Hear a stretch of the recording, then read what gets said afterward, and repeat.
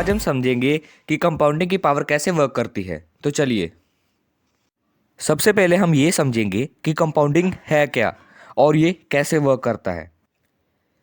जब भी आप किसी जगह पर अपना पैसा इन्वेस्ट करते हो तो आपका पैसा और पैसा जनरेट करता है और वही पैसा फिर आगे जाकर और पैसा जनरेट करता है। इसी प्रोसेस को हम कंपाउंडिंग कहते हैं। चलिए हम इसे एक एग्जांपल के साथ समझते हैं।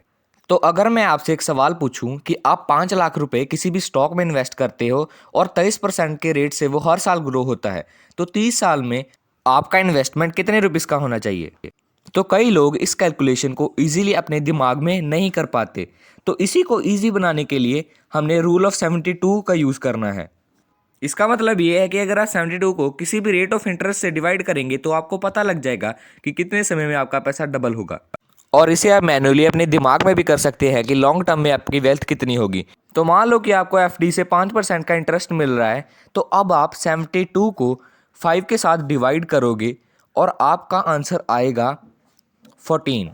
इसका मतलब कि 14 सालों में आपका पैसा डबल हो रहा है। और अगर आपको म्यूचुअल फंड से 15% का इंटरेस्ट मिल रहा है तो आप 72 को 15 के साथ डिवाइड करोगे और आपका आंसर आएगा 5।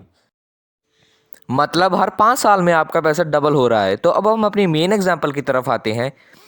तो देखिए, अब हम 72 को डिवाइड करेंगे 23 के साथ, तो हमारा आंसर आएगा 3। तो इसका मतलब ये हुआ कि 23% के रेट से हर 3 साल के बाद आपका पैसा डबल हो रहा है। और अब आप इसे मैन्युअली भी कर सकते हैं। अब 3 साल के बाद हमारा 5 लाख 10 लाख में ग्रो होगा, फिर 6 सालों के बाद हमारा 10 लाख 20 लाख में ग्रो होगा, और फिर 9 सालों के बाद हमारा 20 लाख 40 लाख में ग्रो होगा, और फिर फर्दर 12 सालों के बाद हमारा जो 40 लाख है वो 80 लाख में ग्रो होगा। फिर 15 सालों के बाद हमारा जो 80 लाख रुपया था वो फर्दर आगे जाकर 1.6 करोड़ में ग्रो होगा, और फिर 18 सालों के बाद वो 1.6 करोड़ आगे जाकर 3.6 करोड़ में ग्रो होगा। फिर 30 सालों के बाद फाइनली आपके पास 57.6 करोड़ रुपीस होंगे। लेकिन ये कंपाउंडिंग का पावर जिसे समझ आता है वही पैसा कमा पाता है। और कई लोग ये भी पूछते हैं कि स्टॉक मार्केट में तो ग्राफ फ्लक्चुएट होता रहता है, तो हमारा पैसा डूब भी तो सकता है।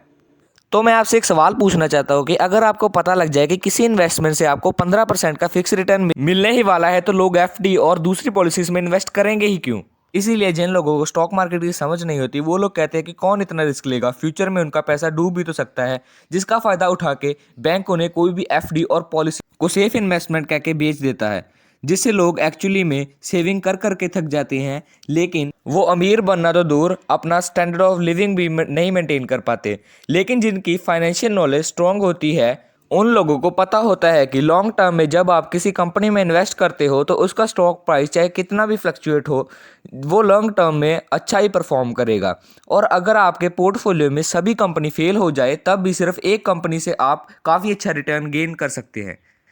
और कम से कम किसी भी बुरी हालत में भी अगर आप किसी भी इंडेक्स फंड में भी इन्वेस्ट करेंगे तो आपको इन्फ्लेशन से अच्छा रिटर्न तो मिल ही जाएगा।